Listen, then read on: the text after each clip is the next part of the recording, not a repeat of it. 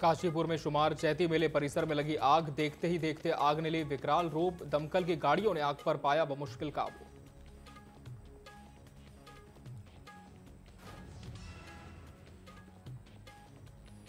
बागेश्वर में नंदीगांव रोड समीप एक दुकान में लगी आग। फायर टीम व 112 की टीम घटनास्थल पर पहुंची। आग को बुझाकर स्टोर में रखे सामान व दुकान को किया सुरक्षित।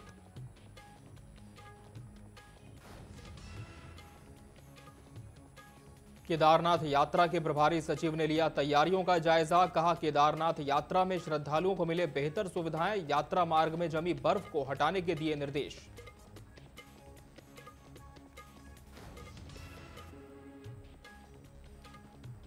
और उत्तराखंड बेरोजगार संगठन ने विभिन्न मांगों को लेकर सौंपा ज्ञापन। पूर्व में प्रदूषित नाले के लिखित आश्वासन का पालन करने व हस्तांतरित प्रक्रिया को निरस्त किए जाने की मांग।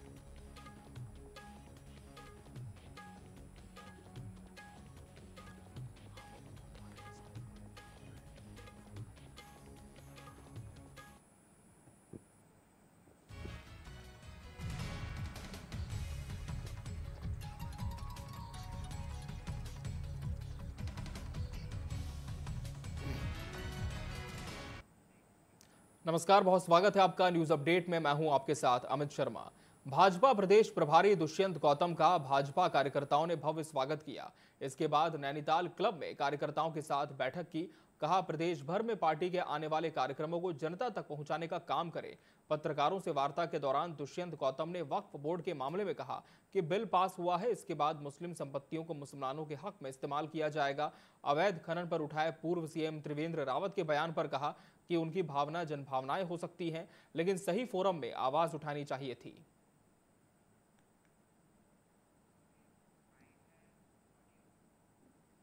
ये वक्फ प्रॉपर्टी उन समाज में मुस्लिम समाज के विकास में काम आएगा। अवैध खनन हमें बर्दाश्त नहीं है।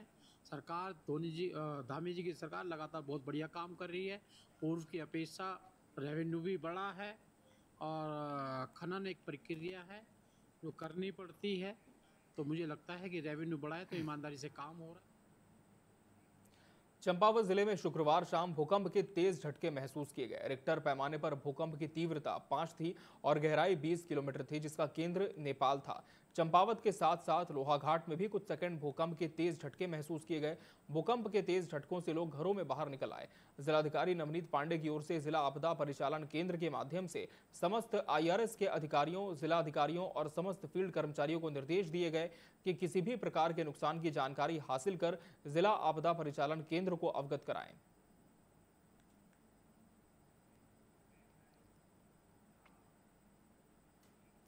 बागेश्वर में नदीगांव रोड समीप एक दुकान में आग लगने की सूचना पर तत्काल फायर टीम व 112 की टीम घटनास्थल पहुंची। वहीं फायर यूनिट तत्काल कार्रवाई करते हुए कड़ी मशक्कत के बाद आग पर काबू पा सकी।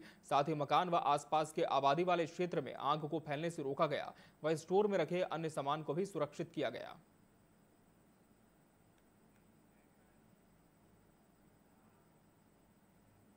चारधाम यात्रा में विशेष महत्व रखने वाली केदारनाथ यात्रा का आगाज 2 मई को होगा। यात्रा को सफल, सुरक्षित और सुविधाजनक बनाने को लेकर शासन प्रशासन ने जी तोड़ मेहनत करनी शुरू कर दी है।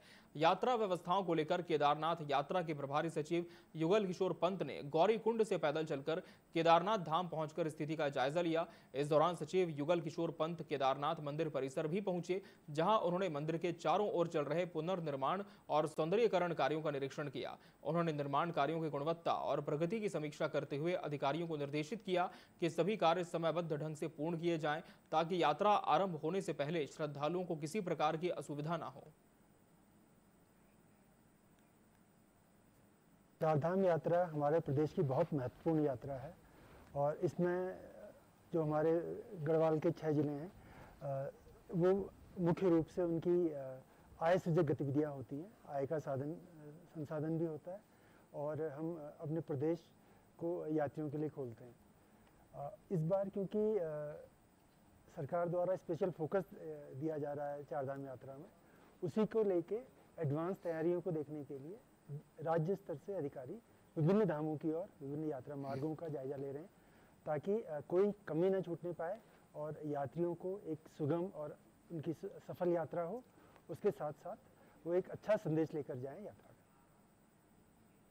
अल्मोड़ा जिले में आंगनबाड़ी कार्यकर्ता और सहायिका के 855 पदों पर भर्ती प्रक्रिया तेज हो गई है।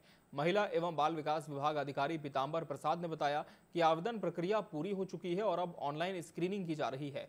जिले के कई केंद्रों में 15-15 तक आवेदन प्राप्त हुए हैं। ऑनलाइन स्क्रीनिंग प्रक्रिया के बाद ब्लॉक स्तरीय कमेटी की ओर से अंतिम चयन किया जाएगा। अप्रैल माह तक नियुक्तियां पूरी कर ली जाएंगी।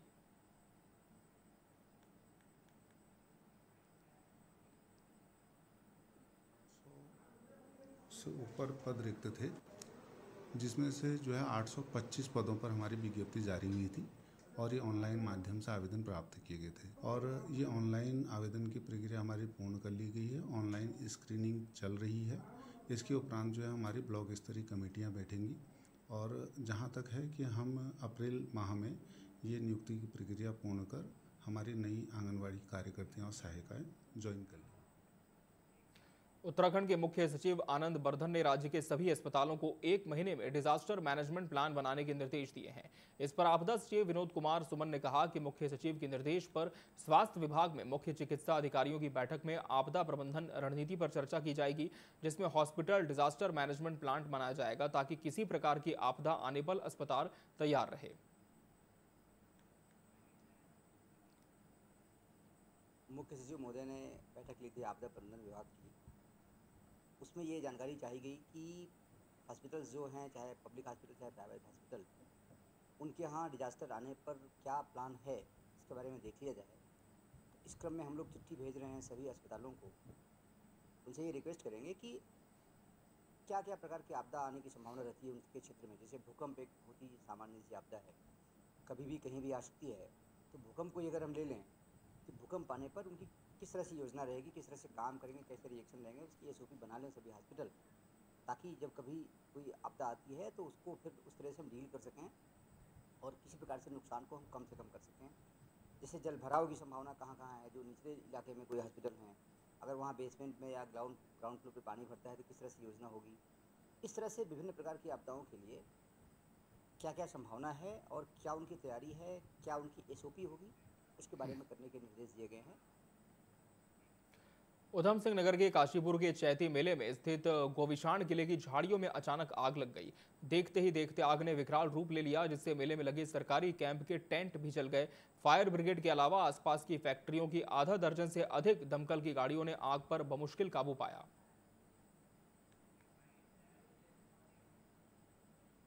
मौके पे फायर ब्रिगेड की टीम, हमारी राजस्व की टीम और मेले में जितने ठेकेदार हैं सभी लोग सहयोग में लगे हुए थे आग बुझाने की।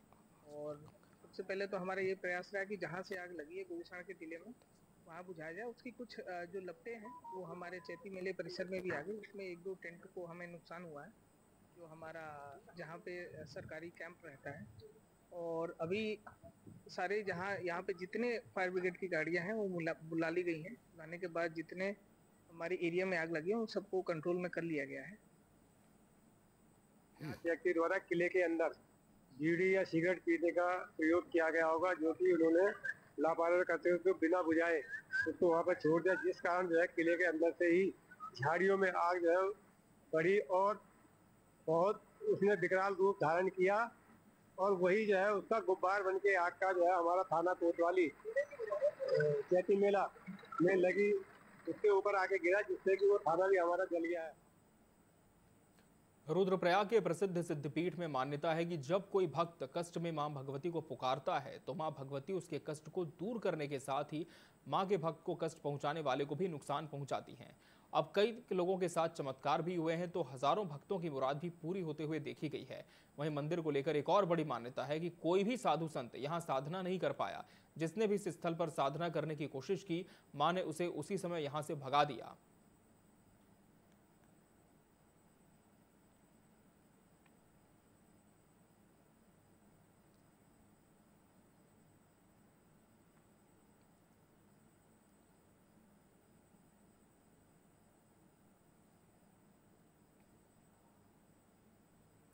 नैनीताल से खबर है, जहां जाम से निपटने के लिए अब जिला प्रशासन ने सख्त कदम उठाने शुरू कर दिए हैं।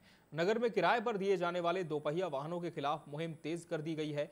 तो वहीं उच्च न्यायालय के आदेशों के क्रम में नैनीताल में संचालित हो रही 2017 के बाद टैक्सी बाइकों पर कार्रवाई की तैयारी है। संयुक्त मजिस्ट्रेट वरुणा अग्रवाल ने बताया कि हाईकोर्ट के आदेश के तहत जाम से मुक्त कराने के प्रयास किए जा रहे हैं। पुलिस प्रशासन और परिवहन विभाग संयुक्त अभियान चलाकर वाहनों को सीज करेगा। उन्होंने कहा कि 2017 से पहले आरटीओ में रजिस्टर्ड 82 दोपहिया टैक्सी वाहनों को ही नगर में चलने की अनुमति दी जाएगी। उन्होंने आगे बताया कि टैक्सी बाइकों के लिए चिन्हित स्थानों से नगर के बाहर संचालित करने की अनुमति दी जाएगी, जबकि किराए पर दी जाने वाली स्कूटी और टैक्सी बाइकों पर पूर्ण प्रतिबंध रहेगा। उन्होंने कहा, सड़क पर खड़े किए जाने वाले दोपहिया और चौपहिया वाहनों के खिलाफ कड़ी कार्रवाई की जाएगी। टैक्सी बाइक्स हैं, उनमें हाईकोर्ट ने एक निर्देश 2017 में पारित किए 2017 के संदर्भ में दिए गए थे कि 2017 से पहले जिसका रजिस्ट्रेशन है सिर्फ उसी को नैनीताल के अंदर परमिट दिया गया है। तो वो आरटीओ के माध्यम से जो हमने सूची मंगवाई है वो 82 बाइक्स होती हैं। तो उन 82 बाइक्स को हम चिन्हित करके स्टिकर के माध्यम से उनकी पहचान रखेंगे और उन्हीं बाइक्स को सिर्फ नैनीताल में एज अ टैक्सी ऑपरेट करने का लाइसेंस है, not as rental bike. Rental bike करने का लाइसेंस किसी को भी नहीं दिया गया है नैनीताल में, तो उनको ऑपरेट पे स्ट्रिक्ट तरीके से हमने उनको निषेध किया गया है। उधम सिंह नगर में वन विभाग ने लकड़ी तस्करों के खिलाफ बड़ी कार्रवाई की है। वन विभाग की टीम ने नेपाल बॉर्डर वन मोहलिया मेला घाट क्षेत्र से आम की लकड़ियों से भरा एक ट्रक पकड़ा। फिलहाल वन विभाग वन तस्करी के बारे में पता करने में जुटा है। एसडीओ ने बताया कि आरोपी ट्रक छोड़कर भाग गए, उनकी तलाश जारी है। लकड़ी की तस्करी के बारे में पता लगाया जा रहा है। आशंका जताई जा रही है नेपाल से आम की लकड़ी लाई जा रही थी। वन मोहलिया से लगे हुए जो हमारा अतिक्रमण क्षेत्र है, वहाँ पर एक आम की लकड़ी से भरा हुआ ट्रक एक वहाँ पर आ रहा है। तो हमारे द्वारा वहाँ पर टीम को भेजा गया था और टीम ने पूरी तत्परता के साथ उस ट्रक को लकड़ी के साथ अपने कब्जे में ले लिया है। अग्रिम कार्रवाई अभी की जा रही है। एसटू केस हमारे द्वारा दर्ज कर लिया गया है और हम अभी ये पता लगाने का प्रयास कर रहे हैं कि लकड़ी कहाँ से आई। अभी इसमें मुलजिम तो नहीं पकड़े गए हैं, जो मुलजिम थे वो ट्रक छोड़कर भाग गए थे। तो अभी हम ट्रक को हमारी सुपुर्दगी में हैं और हम निश्चित रूप से जान लेंगे कुछ दिनों की जांच पड़ताल के उपरांत कि कौन इसके पीछे किसका है।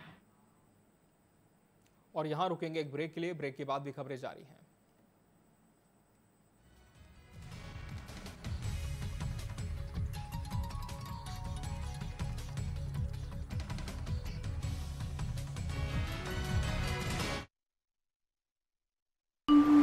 जलम जीवनम, जलम रक्षा, जलम सर्वस्य आधार, यानी जल ही जीवन है। हमारे लिए जीवन में जल का अत्यंत महत्व है। जल की सुरक्षा करना, जल स्रोत की सुरक्षा करना, जल संवर्धन के काम में लगे रहना, अर्थात कुएं, बावड़ी, तालाब, इनकी साफ सफाई रखना अपने परिवार के साथ ये हम सबका दायित्व है। मध्य प्रदेश के मुख्यमंत्री डॉक्टर मोहन यादव के नेतृत्व में प्रदेश में जल स्रोतों के संरक्षण और संवर्धन के लिए नववर्ष विक्रम संवत 2082 सृष्टि के आरंभ दिन गुड़ी पड़वा से जल गंगा संवर्धन जैसे अनूठे अभियान की शुरुआत सम्राट विक्रमादित्य की नगरी उज्जैन से की गई है। 30 जून तक चलने वाले जल गंगा संवर्धन अभियान में सभी नदियों, तालाबों के घाट, कुओं, बावड़ियों और नहरों की साफ सफाई कर उनका जीर्णोद्धार किया जा रहा है। साथ ही नवीन खेत तालाब, कुएं, स्टॉप डैम, परकोलेशन तालाब और ट्रेंच बनाए जा रहे हैं। जल संरचनाओं का गहरीकरण कर भंडारण क्षमता में वृद्धि, बारिश के पानी को संरक्षित करने के लिए वाटर हार्वेस्टिंग सिस्टम को बढ़ावा देना, नदियों तालाबों में मिलने वाले नालों का ट्रीटमेंट, जल चौपाल लगाना और वृहद पौधरोपण भी इस अभियान में किया जा रहा है। जल दूत तैयार करना, अमृत मित्र बनाना, मंदिरों, स्कूलों और गांवों में जल जागरूकता के लिए सांस्कृतिक कार्यक्रम आयोजित करना भी इस अभियान का अंग है। अभियान से जुड़ने के लिए माय भारत पोर्टल www.mybharat.gov.in पर रजिस्टर करें और जल संरक्षण और संवर्धन के इस पवित्र महाकुंभ में सहभागी बने।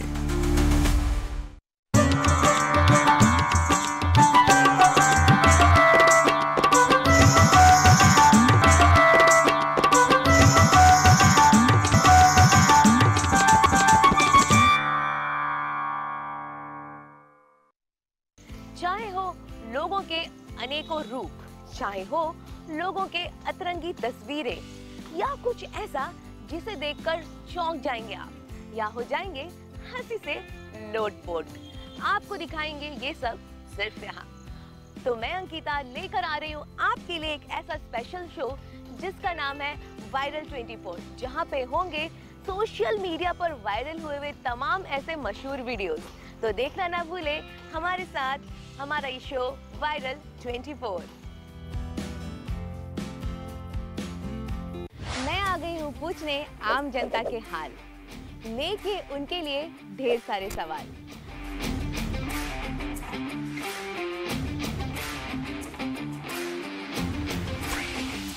जानेंगे उनके रिएक्शन क्विक, क्योंकि मैं लेकर आई हूँ क्या बोलती पब्लिक।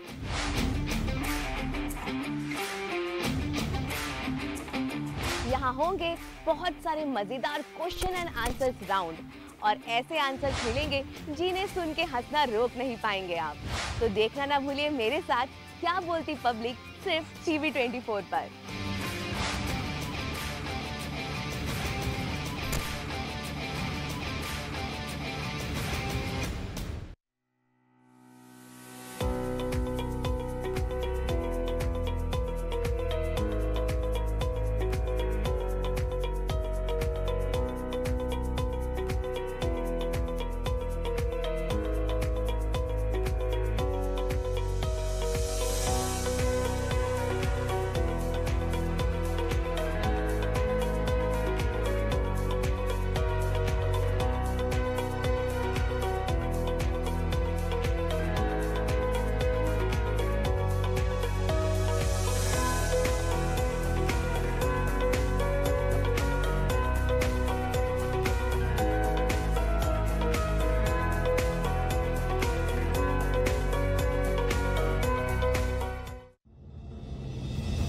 शाम पुरानी ढल चुकी, अब नए सूरज से दरकार है।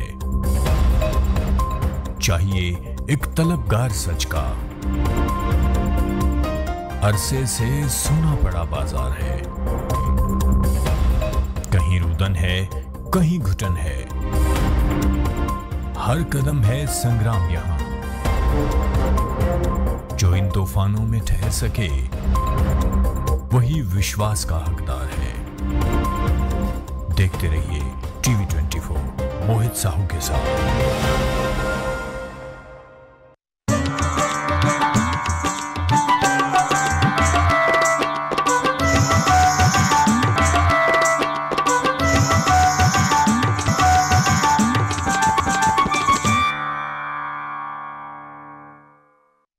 प्रधानमंत्री नरेंद्र मोदी का आधुनिक तकनीक से खेती का विजन और मुख्यमंत्री योगी आदित्यनाथ का किसानों को समृद्ध बनाने का मिशन उत्तर प्रदेश में रंग लाया है। चीनी मिलों का विस्तार, कृषि मंडियों का आधुनिकीकरण, खेती में ड्रोन टेक्नोलॉजी, उर्वरकों के पर्याप्त वितरण ने यूपी में खेती को दिया है लाभ का आधार। आज खरीदी प्रक्रिया से बिचौलिए बाहर हुए तो किसानों को फसल का सही मूल्य मिला। लाख किसानों के खाते में डीबीटी के माध्यम से सर्वाधिक 80,000 करोड़ रुपए से अधिक ट्रांसफर किए गए। 2017 से अब तक लगभग 46 लाख गन्ना किसानों को 2,80,000 करोड़ से अधिक का रिकॉर्ड भुगतान किया गया। किसानों के 36,359 करोड़ रुपए का ऋण मोचन, निम्नतम ब्याज दर पर लोन और ट्यूबवेल्स के लिए फ्री बिजली जैसे निर्णयों ने अन्नदाता के जीवन को बनाया है आसान। परिणाम स्वरूप उत्कर्ष के 8 वर्षों में अनाज, दलहन, तिलहन, सब्जी एवं दुग्ध उत्पादन में रिकॉर्ड वृद्धि हुई है। डबल इंजन की सरकार, यूपी में किसान खुशहाल। देश के धुरंधरों से बेबाक बातचीत, आपके सवालों का हम मांगेंगे जवाब। तीखे सवालों की जानिए हकीकत, सवाल सियासत के, सवाल समाज के, सवाल मुद्दों के। सच जो आप जानना चाहते हैं, हम लाएंगे दिग्गजों का सच सामने। बिना पर्दा, बेझिझक, बेबाक, सवालों का तूफान, जवाबों का सैलाब। देखते रहिए चैनल हेड मोहित साहू के साथ सीधी बात माननीय के साथ, हर रविवार शाम 7 बजे सिर्फ टीवी 24 पर। जलम जीवनम, जलम रक्षा, जलम सर्वस्य आधार, यानी जल ही जीवन है। हमारे लिए जीवन में जल का अत्यंत महत्व है। जल की सुरक्षा करना, जल स्रोत की सुरक्षा करना, जल संवर्धन के काम में लगे रहना, अर्थात कुएं, बावड़ी, तालाब, इनकी साफ सफाई रखना अपने परिवार के साथ ये हम सबका दायित्व है। मध्य प्रदेश के मुख्यमंत्री डॉक्टर मोहन यादव के नेतृत्व में प्रदेश में जल स्रोतों के संरक्षण और संवर्धन के लिए नववर्ष विक्रम संवत 2082 सृष्टि के आरंभ दिन गुड़ी पड़वा से जल गंगा संवर्धन जैसे अनूठे अभियान की शुरुआत सम्राट विक्रमादित्य की नगरी उज्जैन से की गई है। 30 जून तक चलने वाले जल गंगा संवर्धन अभियान में सभी नदियों, तालाबों के घाट, कुओं, बावड़ियों और नहरों की साफ सफाई कर उनका जीर्णोद्धार किया जा रहा है। साथ ही नवीन खेत तालाब, कुएं, स्टॉप डैम, परकोलेशन तालाब और ट्रेंच बनाए जा रहे हैं। जल संरचनाओं का गहरीकरण कर भंडारण क्षमता में वृद्धि, बारिश के पानी को संरक्षित करने के लिए वाटर हार्वेस्टिंग सिस्टम को बढ़ावा देना, नदियों तालाबों में मिलने वाले नालों का ट्रीटमेंट, जल चौपाल लगाना और वृहद पौधरोपण भी इस अभियान में किया जा रहा है। जल दूत तैयार करना, अमृत मित्र बनाना, मंदिरों, स्कूलों और गांवों में जल जागरूकता के लिए सांस्कृतिक कार्यक्रम आयोजित करना भी इस अभियान का अंग है। अभियान से जुड़ने के लिए माय भारत पोर्टल www.mybharat.gov.in पर रजिस्टर करें और जल संरक्षण और संवर्धन के इस पवित्र महाकुंभ में सहभागी बने।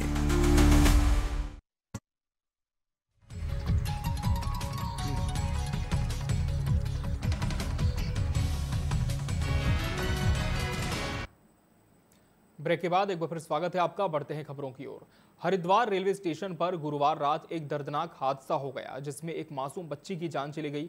जानकारी के मुताबिक बच्ची रेलवे स्टेशन के एक खाली काउंटर पर झूलने की कोशिश कर रही थी, तभी अचानक काउंटर उसके ऊपर गिर पड़ा। गंभीर चोट लगने के कारण बच्ची ने मौके पर ही दम तोड़ दिया।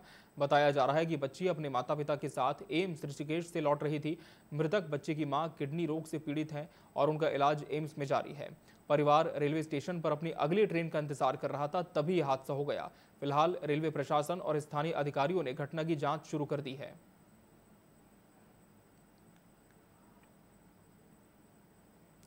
नैनीताल हाईकोर्ट ने चमोली के नारायण बगड़ में पिंडर नदी पर बने 84 मीटर लंबे पुल के जीर्णोद्धार में देरी के खिलाफ सुनवाई की। कोर्ट ने कंपनी को 13 अप्रैल तक काम पूरा करने का आदेश दिया और 9 अप्रैल तक जवाब मांगा है। मामले की अगली सुनवाई 9 अप्रैल को होगी। आपको बता दें कि जयवीर सिंह निवासी ग्राम लगून नारायण बगड़ ने जनहित याचिका दायर कर कहा है कि पुल की स्थिति जीर्ण शीर्ण हालत में है, कभी भी बड़ा हादसा हो सकता है, जिसकी मरम्मत राज्य योजना के तहत की जानी थी। मरम्मत के लिए 19 दिसंबर 2024 को लोक निर्माण विभाग ने टेंडर जारी किया और 3 माह में कार्य पूर्ण करने का समय संबंधित कंपनी को दिया गया, लेकिन कंपनी ने अभी तक काम पूरा नहीं किया है, जबकि ये पुल 36 गांव को जोड़ता है। याचिकाकर्ता ने जनहित याचिका में कोर्ट से अनुरोध किया है कि पुल को जल्द आवाजाही के लिए खोला जाए।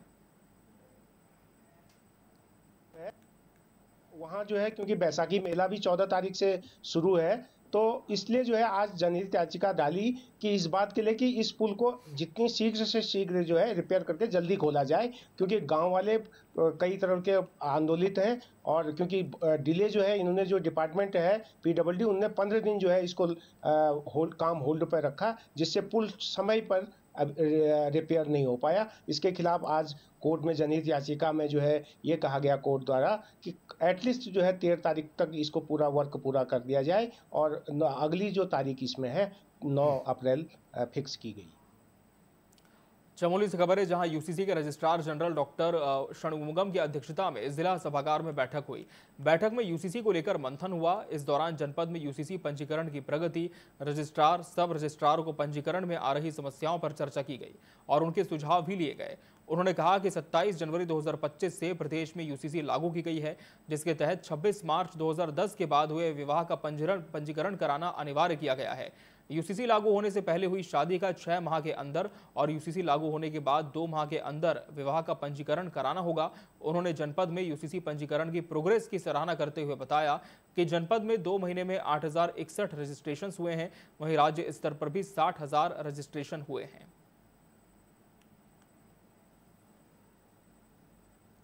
के साथ हम लोग मीटिंग किए थे, यूसीसी के संबंध में हम लोग मीटिंग किए थे। इसमें अभी तक का प्रोग्रेस हमने पूरा रिव्यू किया है हमारा इस जनपद में अभी तक 8,000 एप्लीकेशन का अप्रूवल किया है। सो ओवरऑल प्रोग्रेस ठीक है। इनका कर्मचारी का भी रजिस्ट्रेशन है, प्रॉपर तरीके से कवर कर रखा है। सो हम लोग 2 राउंड ट्रेनिंग किए थे। नैनीताल नगर पालिका सभागार में एक विशेष बोर्ड बैठक हुई, जिसमें की अध्यक्षता पालिका अध्यक्ष सरस्वती खेतवाल ने की। बैठक में पालिका की आय बढ़ाने को लेकर चर्चा की गई। इस दौरान lake bridge toll tax, parking शुल्क, पालिका आवासों का किराया बढ़ाने को लेकर कई अहम प्रस्ताव पारित किए गए। पालिका अधिशासी अधिकारी रोहित गोस्वामी ने बताया कि आय बढ़ाने के लिए पालिका ने लेक ब्रिज टोल टैक्स के बायलॉज में संशोधन करते हुए सभी पार्किंगों को स्वयं चलाने का निर्णय लिया है। उन्होंने कहा, बाहरी वाहनों के प्रवेश शुल्क 300 रुपए और स्थानीय वाहनों से 200 रुपए लेक ब्रिज टोल वसूला जाएगा, जबकि बाहरी मोटरसाइकिल सवारों से 100 रुपए प्रवेश शुल्क लिया जाएगा। वहीं पालिका ने पार्किंग शुल्क 250 से बढ़ाकर 500 रुपए कर दिया है।